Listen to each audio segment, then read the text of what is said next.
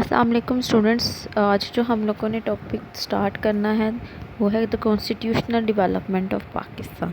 कि पाकिस्तान में constitutional development जो वो कैसे हुई, जो पाकिस्तान के 3 कॉन्स्टिट्यूशंस रह चुके हैं वो किस तरह से जो है वो उनकी इम्प्लीमेंटेशन हुई, इनकी इन्फोर्समेंट हुई, इनकी मेकिंग का प्रोसेस जो है वो क्या रहा है।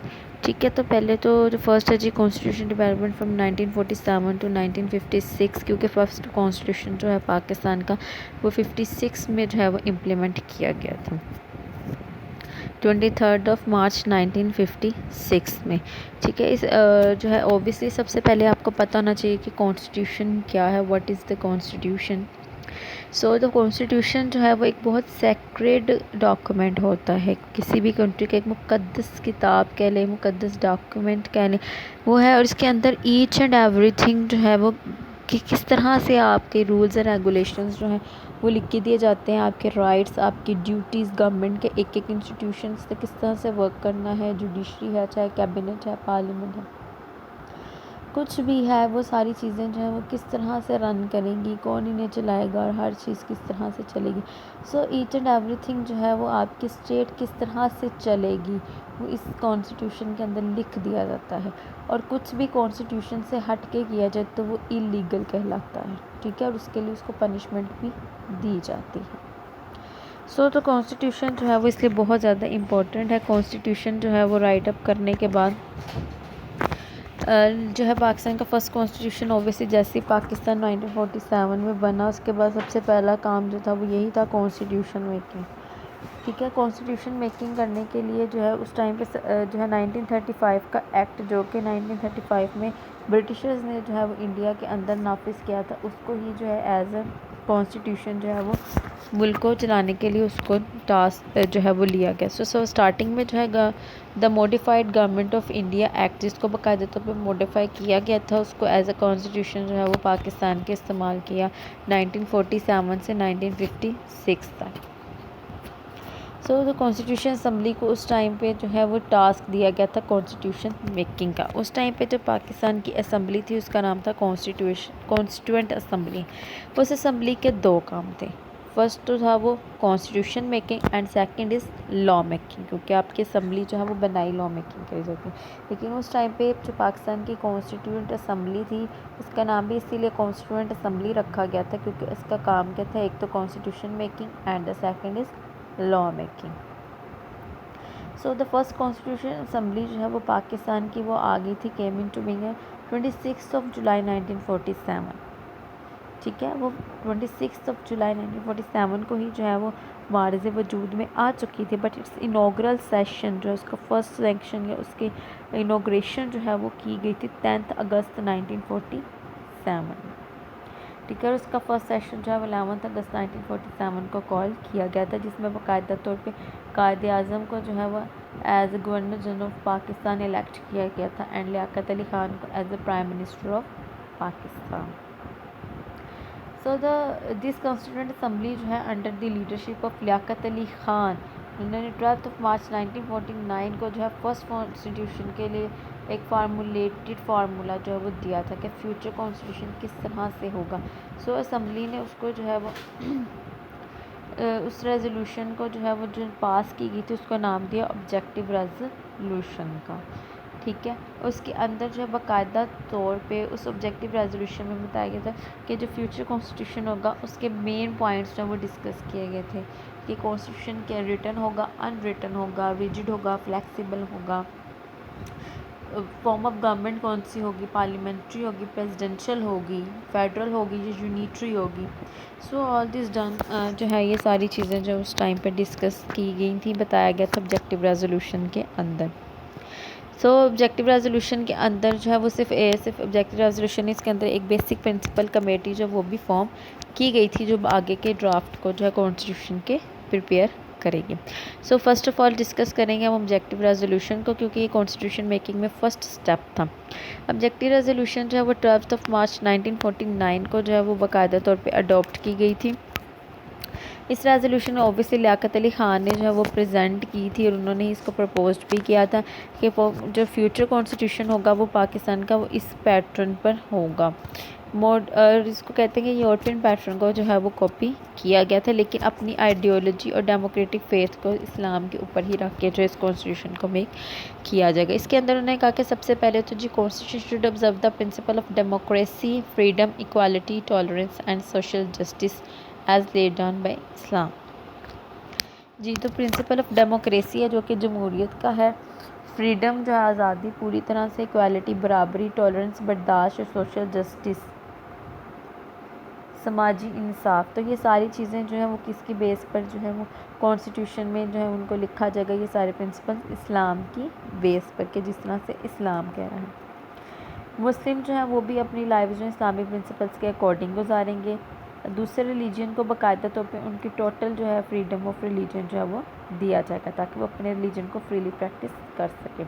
माइनॉरिटीज़ को जो है वो भी और पुअर दोनों के राइट्स जो हैं या सोशल इनजस्टिस जो है उसको लीगली प्रोटेक्ट किया जाएगा।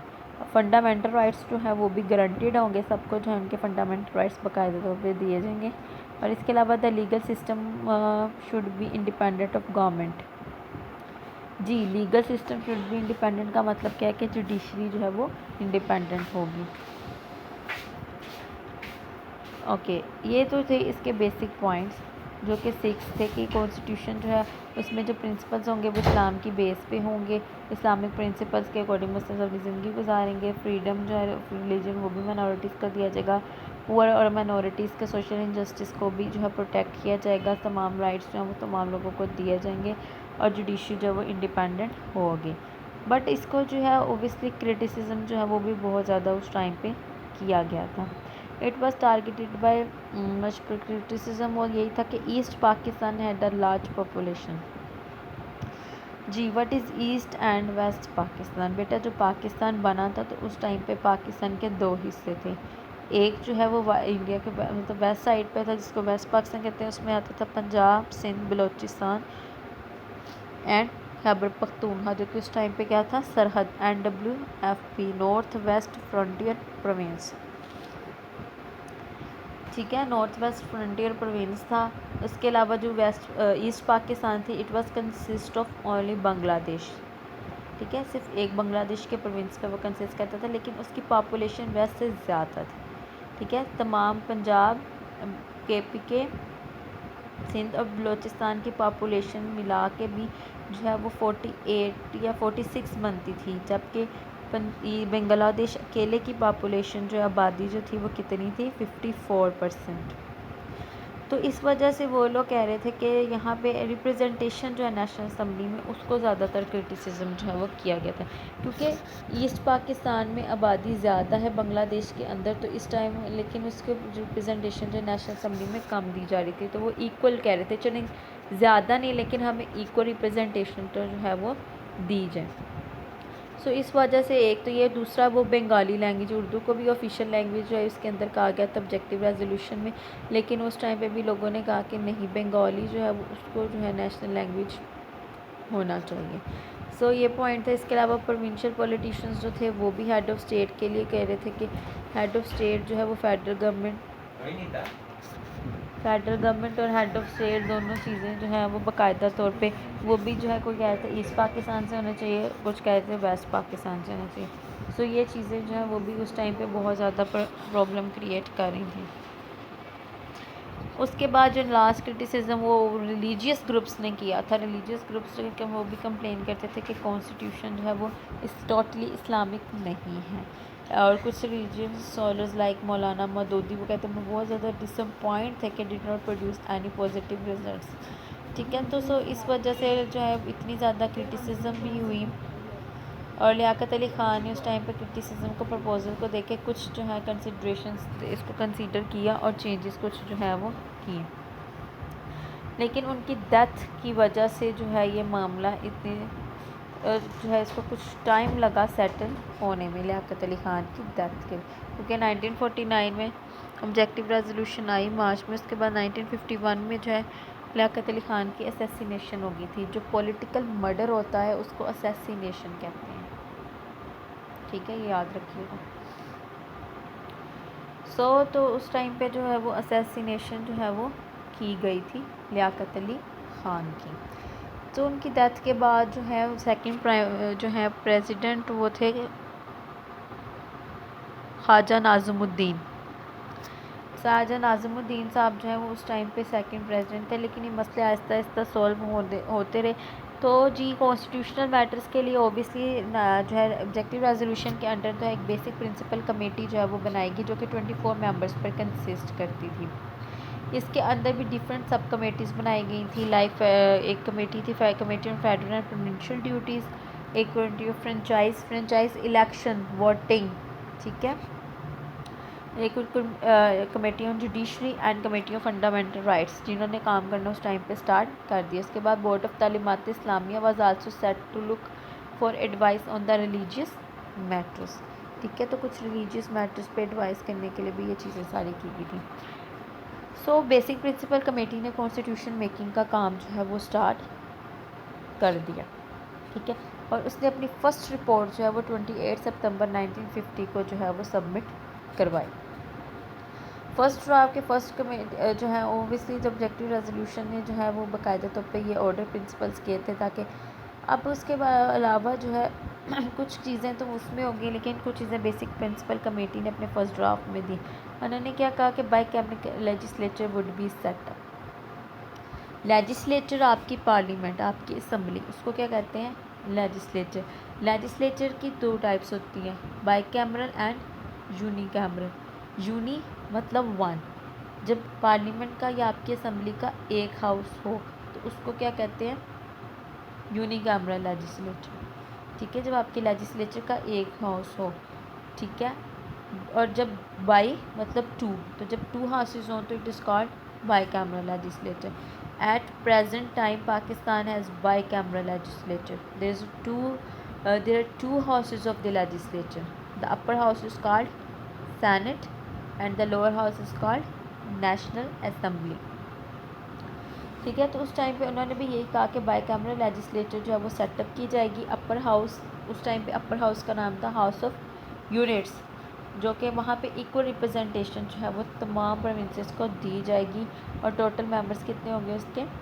100, ठीक है। And the lower house, the house of people, will be on the basis of population. वहाँ पे जो है वो सीट्स किसकी बेस पे दी जाएंगी? पॉपुलेशन की, और टोटल सीट्स कितनी होंगी? 400।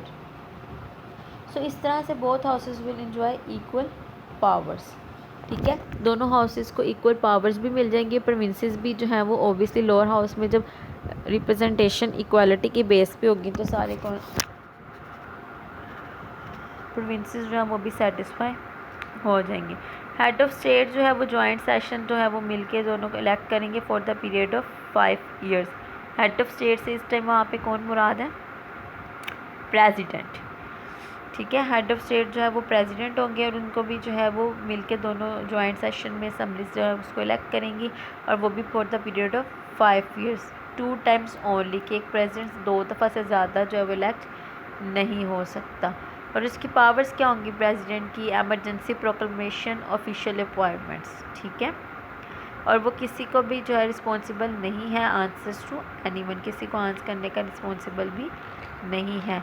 और ये कुड बी अ मुस्लिम और नॉन मुस्लिम, मुस्लिम भी हो सकता है और नॉन मुस्लिम भी, ठीक है। और इसको असिस्ट कौन करेगा? प्राइम मिनिस्टर एंड कैबिनेट, ठीक है। And the parliament can change him may be by the 2/3 of majority, लेकिन अगर पार्लियामेंट की 2/3 मेजोरिटी उसके खिलाफ वोट करती है तो प्रेसिडेंट को चेंज किया जा सकता है। और इसके अलावा जो कैबिनेट होगी वो किसको आंसरेबल होगी? बोथ हाउसेस को, अपर हाउस भी और लोअर हाउस भी। And Urdu would be a national language. Again ये रिपोर्ट जो उस टाइम पे सवेरली इसको क्रिटिसाइज़ किया गया था रिलीजियस ग्रुप ने, तो इस रिपोर्ट को टोटली जो कहा जाए कि इसके इस्लाम से कोई ताल्लुक ही नहीं, इसलिए हम इसको एक्सेप्ट नहीं करते, ठीक है। इसके अलावा जो है ईस्ट पाकिस्तान में भी जो है वो इसको जो है क्रिटिसाइज़ किया गया था। सो इस क्रिटिसिज्म की वजह से जो है वो रिप्रेजेंटेशन का इशू था। सेंट्रल लेजिस्लेचर प्रपोजल्स जो थे फाइनेंशियल मैटर्स के, उसको भी जो वो पावर्स बहुत ज़्यादा जो है वो दे दी गई थी सेंट्रल लेजिस्लेचर को। सो ये सारी चीज़ें जो क्रिटिसिज्म कर रहे थे, ऊपर से अपर हाउस में जो ईस्ट पाकिस्तान के इक्वल नंबर तो मिल रहे थे, लेकिन उनको सेम वेस्ट हाउस में भी चाहिए थे, वेस्ट पाकिस्तान को भी सेम ही मिल रहे थे। सो इस बात पे भी उनको इतराज़ था, ठीक है। और इस वजह से उन्होंने कहा कि जी ये मेजॉरिटी के प्रिंसिपल को रिड्यूस करता है, ईस्ट पाकिस्तान को एक माइनॉरिटी जो है वो स्थापित करता है। सो इस सारे मसले की वजह से जो इंटरम रिपोर्ट जो थी वो East Pakistan Urdu as an action language वो भी बांग्लादेश को पसंद नहीं थी, and Bengali Norway in constitution arena. So उस टाइम पे ये लैंग्वेज का भी बड़ा इशू था। सो ये रिपोर्ट जो है वो टोटल फेल हो गई थी। ओके, इस रिपोर्ट को फेल हो गई 1950 में, लेकिन ये रिपोर्ट लियाकत अली ख़ान की अंडर जो है लीडरशिप में आई थी, लेकिन फ़ेल हो गई। उसके बाद फिर अगेन जो है सेकंड रिपोर्ट जो है वो कॉन्स्टिट्यूशन असम्बली ने दी, तो वो under the leadership of Khwaja Nazimuddin, क्योंकि 1955 में लियाकत अली ख़ान जो है वो असैसिनेट हो गए थे। सो सेकंड प्राइम मिनिस्टर जो आए, उन्होंने सेकंड जो है वो रिपोर्ट जो है उसका ड्राफ्ट जो है वो पेश किया। उसमें इसमें रिवाइज़ कुछ चीज़ें की गई थी। उन्होंने कहा कि जी head of state must be Muslim, ऊपर उन्होंने कहा कि मुस्लिम भी हो सकता है और नॉन मुस्लिम भी, लेकिन सेकंड रिपोर्ट में कह रहे हैं कि it must be a Muslim. और इसके अलावा जी there should be a house of units, ठीक है, the 60 members from East Pakistan and 60 from West Pakistan. Again जी यूनिकैमरल बाई कैमरल लेजिस्लेचर होगी, हाउस ऑफ यूनिट में 60 मेंबर्स होंगे, 100 मेंबर्स होंगे, लेकिन 60 फ्रॉम ईस्ट पाकिस्तान इक्वालिटी के बेस पे, तो 60 from East Pakistan and 60 from West Pakistan. और द हाउस ऑफ पीपल जो है 400 मेंबर्स पे ही कंसिस्ट करेगा, 200 elected from each wing. Religious minorities जो है उनको रिप्रेजेंटेशन भी नेशनल प्रोविंशियल लेवल पे दी जाएगी। कैबिनेट जो है वो नेशनल असम्बली को रिस्पॉन्सिबल होगी, not the head of the state, ठीक है। वो प्रेसिडेंट को जो है वो आंसरेबल नहीं होगी या उसको रिस्पॉन्सिबल नहीं होगी, वो सिर्फ रिस्पॉन्सिबल होगी तो सिर्फ नेशनल असम्बली को। The head of state would choose a committee of Islamic specialist to ensure that the legislation confirm to Islamic law, ठीक है। इसके बाद प्रेसिडेंट जो है वो एक कमेटी बनाएगा इस्लामिक स्पेशलिस्ट की, जो कि बाकायदा तौर पे हर लॉ को देखेंगे कि whether it is according to the Islam और नॉट। और लास्ट जो था जी जो official language should be settled by the assembly, और इसमें लैंग्वेज का फैसला नहीं किया गया था, उन्होंने कहा कि वो असम्बली डिसाइड करेंगे। जी फर्स्ट रिपोर्ट की तरह इस रिपोर्ट को भी अच्छा खासा क्रिटिसिज्म का सामना जो है वो करना पड़ा। ओबियसली दिस पंजाब की तरह जो इस टाइम पे जो है क्रिटिसिज्म आया पंजाब की तरफ से। उस टाइम पे ईस्ट पाकिस्तान ने ज़्यादा क्रिटिसिज्म किया था, लेकिन बांग्लादेश ने ठीक है, तो लेकिन इस टाइम पे जो है वो ज़्यादा क्रिटिसिज्म आया जी पंजाब की तरफ से। उन्होंने कहा कि हमें भी इक्वल रिप्रेजेंटेशन लोअर हाउस में जो है वो दी जाए, और इक्वल पावर भी बोथ हाउसेस में, क्योंकि आफ्टर द बंगाल पंजाब की पॉपुलेशन ज़्यादा थी, ठीक है। तो इस वजह से वो भी चाहते थे कि हमारी सीट्स जो है वो इंक्रीज़ की जाएं। सो उस टाइम पे पंजाब मेंबर्स ने बेसिक कमेटी की इस रिपोर्ट को जो है वो टोटली डिसलाइक किया। कैबिनेट के अंदर भी इसकी अपोजिशन जो है वो इसको की गई, क्योंकि उनको लगता था कि अब उनको ज़्यादा जो है सीट्स मिल गई हैं, राइट्स भी ज़्यादा, क्योंकि ओबियसली आपको ये बात याद रखिएगा कि जो ये सेकंड प्रेसिडेंट थे ख्वाजा नाज़िमुद्दीन, ये भी ईस्ट पाकिस्तान से थे। इसलिए इस रिपोर्ट के अंदर जो ईस्ट पाकिस्तान की डिमांड्स को, जो कि उनकी इक्वल, तो उनकी डिमांड्स जायज़ थी, उनकी जायज़ डिमांड्स को ही पूरा किया गया था, लेकिन ये वेस्ट पाकिस्तान इस चीज़ को पसंद नहीं कर रहा था। आसो पे पंजाब वो कहते थे कि इस तरह से तो वो बंगाली जो है वो डोमिनेट करेंगे, तो बंगाली जो है वो डोमिनेट करेंगे, इस वजह से उन्होंने ये इसमें बंगालियों की डिमांड्स को पूरा जो किया गया था उसको बाकायदा तौर पे जो है वो जायज़ थी, लेकिन पंजाब को ये डर था कि किसी तरह से बंगाल डोमिनेट ना कर जाए, इसलिए उन्होंने जो है उसकी मुखालफत जो है वो करना स्टार्ट की, ठीक है। इस वजह से जो है काफ़ी ज़्यादा पंजाब के अंदर प्रोटेस्ट भी हुआ था। और पाकिस्तान की ऑफिशियल लैंग्वेज तो उस टाइम तक वो डिसाइड ही नहीं हुई थी, क्योंकि उर्दू जो है वो कायद-ए-आज़म ने सुजेस्ट की थी कि वही होनी चाहिए और गवर्नमेंट भी इसको ही सपोर्ट करती थी। लेकिन ओबियसली इस रिपोर्ट के बाद जो है दिसंबर में बाकायदा तौर पे जो प्रोटेस्ट स्टार्ट हो गए थे, बहुत बुरी तरह से स्ट्राइक्स प्रोटेस्ट जो हमें पंजाब के अंदर स्टार्ट हुए, हालात ख़राब हो गए, जिसकी वजह से गुलाम मोहम्मद ने डिसमिस कर दिया ख्वाजा नाज़िमुद्दीन को, जो कि गवर्नर जनरल थे। तो गवर्नर जनरल ने क्या किया कि प्राइम मिनिस्टर को डिसमिस कर दिया और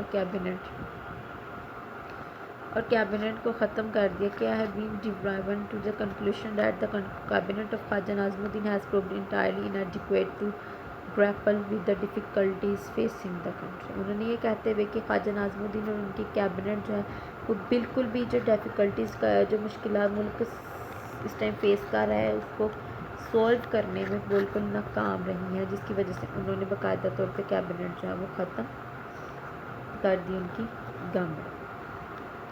जी, तो इस तरह से सेकंड प्राइम मिनिस्टर साहब भी डिसमिस हो गए, उसके साथ ये रिपोर्ट भी ख़त्म हो गई। उसके बाद आते हैं जी third president of Pakistan Mohammad Ali Bogra. जी, मोहम्मद अली बोगरा जो थे वो थर्ड प्रेसिडेंट ऑफ पाकिस्तान थे और ये वाहिद ऐसे प्रेसिडेंट ऑफ पाकिस्तान है माशाल्लाह से जो कि पार्लियामेंट के मेंबर ही नहीं थे। प्रेसिडेंट हमेशा वो इलेक्ट होता है जो कि पार्लियामेंट का मेंबर हो। मेरा कसूर नहीं है। पार्लियामेंट का मेंबर होना उसका कंपल्शन होता है, लेकिन ये उस टाइम पे एम्बेसडर ऑफ अमेरिका थे, ये अमेरिका में एम्बेसडर थे पाकिस्तान के, लेकिन इनको वहाँ से बुलाया गया और प्राइम मिनिस्टर के ओहदे पे बैठा दिया गया, which is illegal at that time, but उस टाइम पे इतना फोकस नहीं किया गया। तो मतलब आगे अभी भी पाकिस्तान में इस तरह की चीज़ें होती हैं, तो वो सारी ओबियसली ये सारी चीज़ें वही हैं जो पहले हमने बीज चुके हैं, हम उन्हीं चीज़ों को जो है काट रहे हैं। शुरू से ही पॉलिटिकल सिस्टम को वीक रखा गया, पॉलिटिशियंस ने अपने इंटरेस्ट के लिए काम किया, प्रोविंसेस ने अपने इंटरेस्ट को देखा rather than the national interest. So ये सारी चीज़ें उस टाइम पे बहुत ज़्यादा जो है वो परेशान कर रही थी। तो मोहम्मद अली बोगरा जो अब आए तो उन्होंने बाकायदा तौर पे जो है वो बोगरा फार्मूला दिया, जो कि बहुत ज़्यादा उस टाइम पे बोगरा फार्मूला दिया। उसमें उन्होंने बाकायदा तौर पे जो है वो डिस्कस किया उसको डिटेल में, और फिर असम्बली में उसको अप्रूव भी किया। और फिर 21 सितंबर को जो है 1954 में गुलाम खान आज आउट ऑफ कंट्री बोगला ने जो है एक लॉ पास किया गवर्नर जनरल के ख़िलाफ़। बोगरा फार्मूला जो दिया वो भी एक्सेप्ट हुआ, लेकिन उसके बाद गवर्नर जनरल के ख़िलाफ़ उसने एक लॉ को पेश किया जिससे उसकी गवर्नर जनरल की पावर्स को लिमिट करने की कोशिश की। ठीक है कि ऑल हिज मिनिस्टर्स और प्राइम मिनिस्टर जो है must be member of assembly. Obviously एक चीज़ उसने बहुत ज़्यादा इंपॉर्टेंट की क्योंकि वो मेंबर ऑफ असेंबली नहीं था। ठीक है, उसने कहा कि सबसे पहले तो तमाम मिनिस्टर्स को और प्राइम मिनिस्टर जो भी उसको सबको जो है मेंबर ऑफ पार्लियामेंट होना ज़रूरी है, और यही जो है right assembly had to prove the cabinet, और कैबिनेट को असम्बली अप्रूव करेगी ना कि गवर्नर जनरल। ठीक है, और गवर्नर जनरल जो है वो सिर्फ काम करेगा तो एडवाइस ऑफ मिनिस्टर्स पर, जब इस लॉ के बारे में, लेकिन इसको ओबियसली बट बिफोर के कॉन्स्टिट्यूशन के अंदर रिटर्न किया जाता है, कॉन्स्टिट्यूशन असम्बली जो है वो गवर्नर जनरल ने डिज़ोल्व कर दी। ठीक है, और 24 अक्टूबर 1954 को, ठीक है, उसने क्या किया 24 अक्टूबर 1954 में कॉन्स्टिट्यूशन असम्बली जो है वो डिज़ोल्व कर दी। उसके बाद आई जी next second constituent assembly, assembly की डिसोल्यूशन के बाद क्या हुआ उस टाइम पे जब असम्बली को डिज़ोल्व किया तो मौलवी तमीज़ुद्दीन साहब जो थे वो सिंध हाई कोर्ट में, जो कि उस टाइम पे स्पीकर ऑफ असम्बली थे मौलवी तमीज़ुद्दीन साहब, उन्होंने सिंध हाई कोर्ट में जो है वो गुलाम मोहम्मद के ख़िलाफ़ केस दायर कर दिया। उन्होंने केस किया कि ये इलीगल है डिसोल्यूशन, ये डिज़ोल्व नहीं होनी चाहिए। और उस टाइम पे जो थे justice of Sindh court high court थे, उन्होंने कहा कि वाकई ये इलीगल है और असम्बली को रिस्टोर किया जाए। लेकिन गुलाम मोहम्मद ने अगेन जो है वो केस कर दिया सुप्रीम कोर्ट में, और वहाँ पे उन्होंने कहा जी ये लॉ ऑफ नेसेसिटी कि इस टाइम पे ज़रूरत थी, ये बहुत ज़्यादा इस टाइम पे ज़रूरत थी, इसके अकॉर्डिंगली जो लॉ ऑफ नेसेसिटी के अकॉर्डिंग इसको जो है पास कर दिया गया अगेन कि ये असम्बली जो है डिज़ोल्व हो चुकी है और न्यू कॉन्स्टिट्यूंट असम्बली जो है वो बनाई जाए। ठीक है। बोगरा फार्मूला के अंदर कॉन्स्टिट्यूशन काफ़ी हद तक बन चुका था, सब कुछ मेंटेन था और कॉन्स्टिट्यूशन की इम्प्लीमेंटेशन भी हो जानी थी, लेकिन जो है अनफॉर्चुनेटली जो है गवर्नर जनरल ने अपनी पावर्स का नाजायज़ इस्तेमाल करते हुए जो है वो इस असम्बली को डिज़ोल्व कर दिया। ठीक है। उसके बाद जो है सिंध हाई कोर्ट ने फैसला भी दिया कि ये इलीगल था, गवर्नर जनरल इस तरह से असम्बली को डिज़ोल्व नहीं कर सकता, लेकिन सुप्रीम कोर्ट के जज ने गलत फ़ैसला सुनाते हुए दबाव में आकर गलत फ़ैसला सुनाया, कॉन्स्टिट्यूशन असम्बली का डिज़ोल्व ही रहने दिया। ठीक है। उसके बाद अगेन जो है वो सेकंड कॉन्स्टिट्यूंट असम्बली जो है वो बनाई गई। सेकंड कॉन्स्टिट्यूंट असम्बली जो है वो बनाएगी और उस टाइम पे नेक्स्ट जो थे हमारे फोर्थ प्राइम मिनिस्टर बने मोहम्मद अली।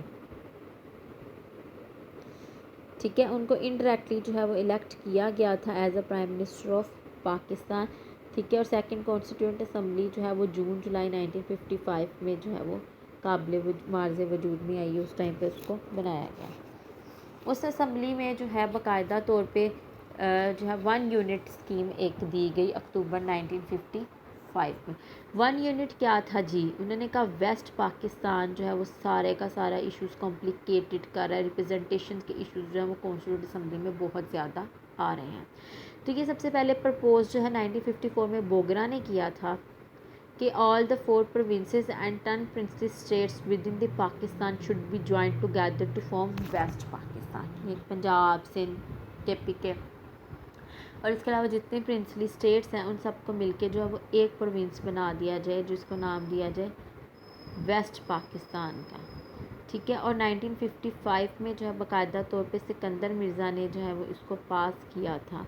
ठीक है। उस टाइम पे वो प्रेसिडेंट जैसे गवर्नर जनरल थे, क्योंकि गुलाम मोहम्मद ने जब कॉन्स्टिट्यूंट असम्बली डिज़ोल्व की, चौधरी मोहम्मद अली को जो है वो प्राइम मिनिस्टर बनाया। उसके बाद जी उन्होंने तबीयत अपनी ख़राबी तबीयत की वजह से रिज़ाइन कर दिया था, और उसके बाद जो गवर्नर जनरल आए थे वो थे सिकंदर मिर्ज़ा।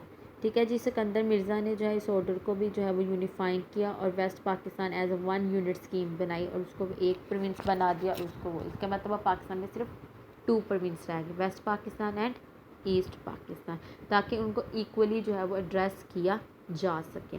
रिप्रेजेंटेशन का इशू जो है वो इस तरह से जो है वो रिजॉल्व हुआ। उसके बाद कॉन्स्टिट्यूशन मेकिंग जो है फाइनली 1 यूनिट स्कीम के बाद जो है वो सक्सेसफुली हम लोगों ने कॉन्स्टिट्यूशन मेकिंग के प्रोसेस को अचीव किया और 1956 में जो है पाकिस्तान के फर्स्ट कॉन्स्टिट्यूशन जो है वो बनाया गया था। 9 जनवरी 1956 को इसको जो है वो पेश किया गया था।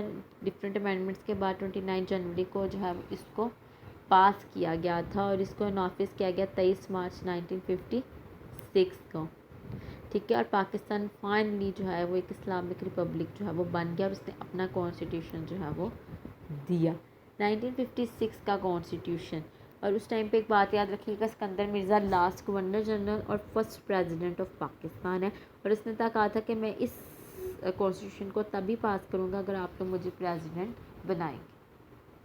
तो इस वजह से उसको जो हमें प्रेसिडेंट बनाना पड़ा और वो प्रेसिडेंट थे उस टाइम पे, और उन्होंने ही sign final obviously governor general ने फाइनल साइन करने थे और कॉन्स्टिट्यूशन की इम्प्लीमेंटेशन जो है वो होनी थी। ठीक है। सो उसके बाद कॉन्स्टिट्यूशन ऑफ 1956 के फीचर्स क्या थे। फर्स्ट कॉन्स्टिट्यूशन जो है वो 1956 का वो आर्टिकल फॉर्म हुआ, came into being in March 1956। There were 234 articles and 13 parts and 6 schedules. ठीक है। इस कॉन्स्टिट्यूशन जो है वो रिटन था, उसके अंदर 34 आर्टिकल्स थे एंड 6 शेड्यूल्स रिटन था। ठीक है। कॉन्स्टिट्यूशन पूरे का पूरा उसमें ईच एंड एवरीथिंग जो है वो लिखी हुई थी। So it is called written constitution. Next था जी फ्लैक्सिबल कॉन्स्टिट्यूशन। फ्लैक्सिबल क्या होता है, जो चीज़ मतलब खींची जा सके, उसके अंदर चेंजेस किए जा सके। ठीक है। तो पाकिस्तान का कॉन्स्टिट्यूशन जो है वो फ्लैक्सिबल था कि उसके अंदर चेंज और इसको कॉन्स्टिट्यूशन लैंग्वेज में जो कॉन्स्टिट्यूशन के अंदर चेंजेस की जाती है उसको कहते हैं अमेंडमेंट्स, तरमीम। ठीक है। वो चेंजेस जो है वो फ्लैक्सिबल था उस टाइम पे कॉन्स्टिट्यूशन, और चेंजेस जो हैं वो इजीली की जा सकती थी। ठीक है। सो उन्होंने चेंजेस जो है वो करने के लिए उन्होंने कहा कि असम्बली के अंदर दोनों तरफ से जो है वो 2/3 मेजोरिटी जो है वो असम्बली की चाहिए। अगर 2/3 मेजोरिटी जो है असम्बली में 2/3 लोग जो है असम्बली के वो उसको ओके कर देते हैं, तो कॉन्स्टिट्यूशन जो है वो फॉर्म हो जाएगा, उसके अंदर अमेंडमेंट जो है वो हो जाएगी। और प्रेसिडेंट को राइट है वीटो का, कि वो किसी भी तरह से जो है अगर उसको 30 डेज़ के अंदर अंदर वो साइन नहीं करता तो वो अमेंडमेंट जो है वो कॉन्स्टिट्यूशन के अंदर नहीं होगी। Next Islamic republic of Pakistan. Obviously the name of the country was adopted as Islamic republic of Pakistan. Objective resolution जो है वो as a preamble of the constitution बनाई गई थी। प्रेम्बल लाइक जिस तरह से एब्स्ट्रैक्ट होता है, किसी को आपकी बुक्स अक्सर आपने खोली हो, कभी कोई बुक तो उसका एक एब्स्ट्रैक्ट होता है, कोई असाइनमेंट हो, कोई प्रोजेक्ट उसका एक एब्स्ट्रैक्ट होता है जिसका थीम होता है बकायदा। सो ऑब्जेक्टिव रेजोल्यूशन को एज अ प्रेम्बल जो है वो कॉन्स्टिट्यूशन का रखा गया था, कि जब कॉन्स्टिट्यूशन स्टार्ट होता था तो उससे पहले जो है वो क्या आती थी, ऑब्जेक्टिव रेजोल्यूशन।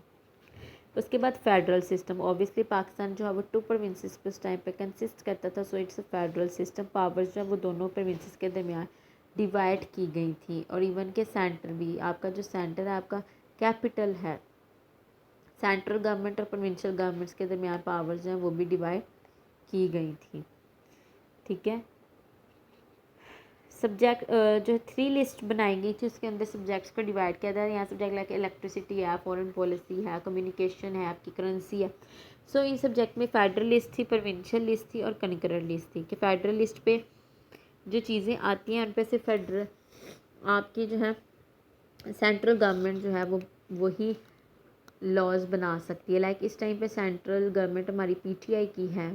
ठीक है, तो अगर लाइक फॉरेन पॉलिसी है, करेंसी है, तो उस पर लॉज जो है वो सिर्फ और सिर्फ कौन बनाएगा, हमारी फेडरल गवर्नमेंट। उसके बाद प्रोविंशियल गवर्नमेंट आपकी पंजाब गवर्नमेंट जो है वो है, तो वो प्रोविंशियल लिस्ट के अंदर जो जो चीज़ें आ रही थी, जो सब्जेक्ट्स थे, उन पे जो है वो उस टाइम पे लॉज जो है वो आपकी प्रोविंशियल गवर्नमेंट भी बना सकती है। और कंकरेंट लिस्ट वो थी कि जिस पे दोनों जो है वो मिलके लॉज बना सकते थे। उसके बाद यूनिकैमरल लेजिस्लेचर जी, only one house of parliament, हमारी लेजिस्लेचर या पार्लियामेंट का एक ही हाउस था उस टाइम पे, और बोथ जो है विंग्स थे दोनों कंट्रीज़ के, उनको इक्वल रिप्रेजेंटेशन जो नेशनल असम्बली में दी गई थी। टोटल मेंबर्स जो थे वो 300 थे, और 150 की रिप्रेजेंटेशन दोनों कंट्रीज दोनों विंग को दी गई थी। उसके बाद पार्लियामेंट्री सिस्टम अडॉप्ट किया गया था। पार्लियामेंट्री सिस्टम में आपके हेड ऑफ स्टेट आपका प्रेसिडेंट होता है, हेड ऑफ स्टेट आपका प्राइम मिनिस्टर होता है। ठीक है, और दोनों मिलके गवर्नमेंट को रन करते हैं, लेकिन ज़्यादा पावर्स जो है वो किसके पास होती है, प्राइम मिनिस्टर के पास। और जो प्रेसिडेंट होता है वो सिर्फ नॉमिनल हेड होता है, मतलब बस नाम का। नेक्स्ट प्रेसिडेंट आपका जो है वो 40 ईयर्स अबव एज होनी चाहिए इसकी। ऑफिस के लिए 5 ईयर्स की इसकी टेन्योर होगी। ठीक है, और अगर किसी तरह का मुल्क को अंदरूनी या बैरूनी ख़तरात हैं, इंटरनल डेंजर, एक्सटर्नल डेंजर्स हैं, तो वो एमरजेंसी जो है वो भी नाफिज कर सकता है। इसके अलावा वो गवर्नर्स को अपॉइंट कर सकता है, सुप्रीम कोर्ट के जजेस को, auditor general and advocate general, इन सब को अपॉइंट आपके प्रेसिडेंट साहब करेंगे। उसके बाद आ जाते हैं प्राइम मिनिस्टर। प्राइम मिनिस्टर जो है वो आपके लीडर ऑफ द पार्लियामेंट भी होंगे और इलेक्टेड बाय द पीपल, उनको लोग इलेक्ट करेंगे। ठीक है, और कैबिनेट जो है वो खुद चूज़ करेंगे अपनी नेशनल असम्बली के अंदर से ही, और वो कैबिनेट आपकी असम्बली को आंसरेबल होगी। Provincial autonomy curtailed in the constitution to a greater extent. curtail मतलब प्रोविंशियल ऑटोनॉमी उस टाइम कम गई। प्रोविंशियल ऑटोनॉमी के प्रोविंसेस को इतनी ज़्यादा इख्तियारात जो है वो नहीं उस टाइम पे दिए गए थे। इस्लामिक लॉ, कोई भी कानून जो है वो आपके मुल्क के अंदर कोई भी लॉ जो है वो कुरान और सुन्ना के ख़िलाफ़ अगर होगा तो वो पास नहीं होगा। फ्री जुडिशरी या इंडिपेंडेंस ऑफ जुडिशरी, आपकी जुडिशरी जो है वो फ्री होगी सुप्रीम कोर्ट या किसी किस्म के भी दबाव से। ठीक है, सुप्रीम कोर्ट जो है कॉन्स्टिट्यूशन को इंटरप्रेट भी कर सकते हैं, उसके अंदर चेंजेस भी कर सकता है अगर उसको रिक्वायर हो। फंडामेंटल राइट्स आपको सारे दिए जाएंगे, like freedom of movement, freedom of speech and expression, freedom to choose profession and freedom to profess religion and right to life, liberty and property जो है all are provided under the constitution. Next is language. Obviously language का मसला जो बहुत ज़्यादा था, तो उस टाइम पे उर्दू और बंगाली दोनों को जो है नेशनल लैंग्वेज जो है वो करार दे दिया गया था। ठीक है। उसके बाद जो है अब डिस्क्रिप्शन फीचर्स जो है 1956 से लेकर 58 तक चलते रहे, लेकिन 7 अक्टूबर 1958 को प्रेसिडेंट सिकंदर मिर्ज़ा ने कॉन्स्टिट्यूशन एब्रोगेट कर दिया, इसे ख़त्म कर दिया और मार्शल लॉ इम्पोज कर दिया। एंड जनरल मोहम्मद अयूब खान साहब एज चीफ मार्शल एडमिनिस्ट्रेटर जो हैं उन्होंने अपना ओहदा संभाला।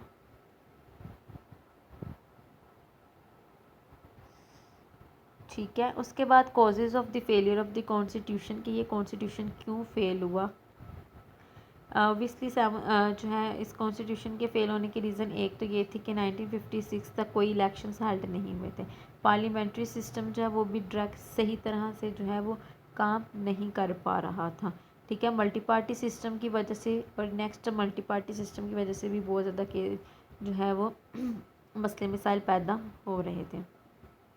और नेक्स्ट जो है वो पॉलिटिशियंस ऑब्वियसली जो है पर्सनल इंटरेस्ट को ज़्यादा प्रेफर कर रहे थे as compare to the national interest, जिसकी वजह से जो है 11 ईयर के पीरियड के अंदर जो है इंस्टेबिलिटी बहुत ज़्यादा रही है, पॉलिटिकली इंस्टेबिलिटी, क्योंकि एक प्रेसिडेंट प्राइम मिनिस्टर 5 साल के लिए आता है। हमारे जो है 5 साल में 3 से 4 प्रेसिडेंट बदलते हैं। इवन के 56 से 54 तक 4 प्रेसिडेंट बदले गए, 4 गवर्नमेंट्स बदली गई। सो इस वजह से ये सारी चीज़ें जो हैं वो उस टाइम पे बहुत ज़्यादा जो है वो पॉलिटिकल इंस्टेबिलिटी बहुत थी। और 47 से 58 तक 9 प्राइम मिनिस्टर्स जो हैं वो आए और 9 गवर्नमेंट्स रही। सो ये चीज़ें सारी जो है कॉन्स्टिट्यूशन और डेमोक्रेसी के लिए बहुत बुरी तरह साबित हुई और कॉन्स्टिट्यूशन जो है वो काम ना कर सका। और इसके अलावा हर पॉलिटिकल पार्टी जो अपने इंटरेस्ट के लिए काम कर रही थी और इलेक्शंस के लिए टोटली वो किसी तरह से इलेक्शंस में इंटरेस्ट शो नहीं कर रहे थे। सो इसकी वजह से इलेक्शन में डिले होना भी जो है वो पार्लियामेंट्री सिस्टम को फेल कर रहा था, जिसकी वजह से कॉन्स्टिट्यूशन भी फेल हो गया। कुछ लोग जो है वो 1 यूनिट को पसंद नहीं कर रहे थे और उसको बहुत ज़्यादा अपोज कर रहे थे, जिसकी वजह से भी जो है वो मसले मसाइल हो रहे थे। और irresponsible and unpatriotical act of Ghulam Mohammad, obviously इसकी इन्होंने जो फर्स्ट कॉन्स्टिट्यूशन असम्बली रिजॉल्व की थी, उनके उस एक्ट और बोगरा को जो प्राइम मिनिस्टर इलेक्ट किया, ये सारे एक्ट जो हैं वो बहुत ज़्यादा डेमोक्रेटिक प्रोसेस को भी डिस्टेबलाइज कर रहे थे। तो ये सारी चीज़ें जो है उस टाइम पे आगे आके बहुत ज़्यादा जो है उसने मसले मसाइल जो है वो पैदा किए। सो इस वजह से फर्स्ट कॉन्स्टिट्यूशन जो है वो नहीं चल सका, इसके बहुत से एडवर्स इफ़ेक्ट्स आए इन सब की वजह से। ठीक है। तो ये सारा कुछ था बिल्कुल 47 से 58 तक हमने कॉन्स्टिट्यूशन डेवलपमेंट पढ़ी कि कैसे पहले objective resolution, first report, second report, Bogra formula, then second constituent assembly and first constitution, उसके फीचर्स और उसकी फेलियर। ठीक है। तो ये सारे जो था ये बहुत इम्पोर्टेंट सारा रहा है पाकिस्तान की हिस्ट्री के अंदर। और आप देखेंगे कि किस तरह से स्टार्ट से ही पाकिस्तान को पॉलिटिशियंस ने अपने इंटरेस्ट के लिए यूज़ किया और पाकिस्तान के इंटरेस्ट नहीं देखा, जिसकी वजह से जो है मुल्क के अब के हालात जो है वो अब की करप्शन की वजह से नहीं है कि नून लीग ने की, पीपल्स पार्टी ने की या PTI ने, ये 47 से ही चलता आ रहा है। ठीक है। सो ये लेक्चर आप लोगों ने इसको स्टडी करना है। इसमें कोई भी मसला हो, कुछ क्वेश्चंस आप पूछना चाहें तो आप पूछ सकते हैं मेरे से। ठीक है। हम जूम पे एक लेक्चर जो है वो भी अरेंज कर सकते हैं। ठीक है। ओके, अल्लाह हाफिज़।